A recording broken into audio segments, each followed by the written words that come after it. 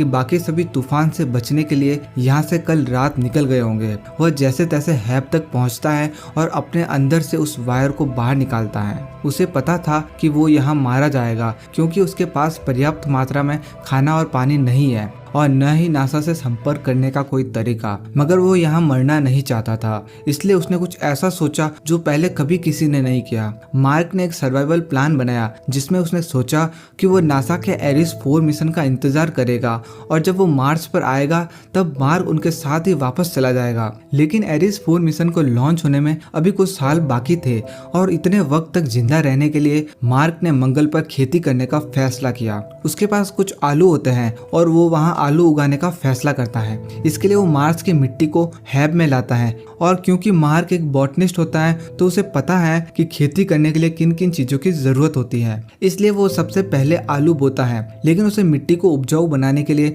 बहुत सारे पानी की जरूरत थी और मार्स पर पानी नहीं होता है। पर अच्छी खबर यह है कि उसे पता है कि पानी कैसे बनाया जाता है। हाइड्रोजन और ऑक्सीजन को मिलाकर उसे जलाने से पानी बनता है और इस काम को करने के लिए वॉटनी के पास सारे साधन होते हैं और वो पानी बनाना शुरू कर देता है। जब वो पहली बार कोशिश करता है तो कुछ कैलकुलेशन मिस्टेक हो जाने के कारण एक ब्लास्ट हो जाता है, लेकिन अगली बार वो हाइड्रोजन और ऑक्सीजन को मिलाकर जलाने में कामयाब हो जाता है और अब वहाँ पर पानी बनना शुरू हो जाता है। दरअसल इस तरीके से वाष्पीकरण होता है जिससे वहाँ पर पानी की छोटी छोटी बूंदें बनना शुरू हो जाती हैं और उसकी मिट्टी को जितने पानी की जरूरत होती है वहाँ पर पानी बन जाता है और कुछ ही दिनों के बाद वहाँ पर पहला पौधा अंकुरित होता है जिसे देखकर मार्क बहुत खुश होता है। वहीं दूसरी तरफ पृथ्वी पर नासा द्वारा मीडिया को यह बता दिया जाता है कि मार्क वॉटनी अब इस दुनिया में नहीं रहे। पूरी दुनिया में यह खबर फैल जाती है और उसका अंतिम संस्कार भी कर दिया जाता है।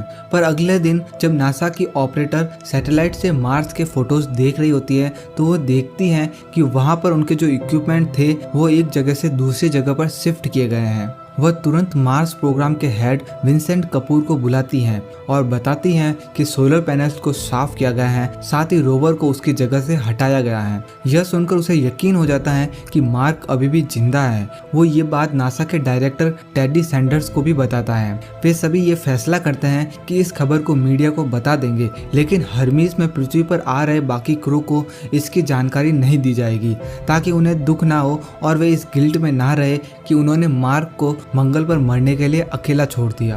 मार्क को अब मंगल ग्रह पर फंसे 70 साल बीत चुके थे। अब तक उसने खाने और पानी का बंदोबस्त तो कर लिया था, पर अब उसे मंगल ग्रह से निकलने की प्लानिंग बनानी थी। मार्क को पता था कि नासा का अगला एरिस 4 मिशन 4 साल बाद सेपली क्रेटर पर उतरेगा, जो मार्क की मौजूदा लोकेशन से 3200 किलोमीटर दूर था।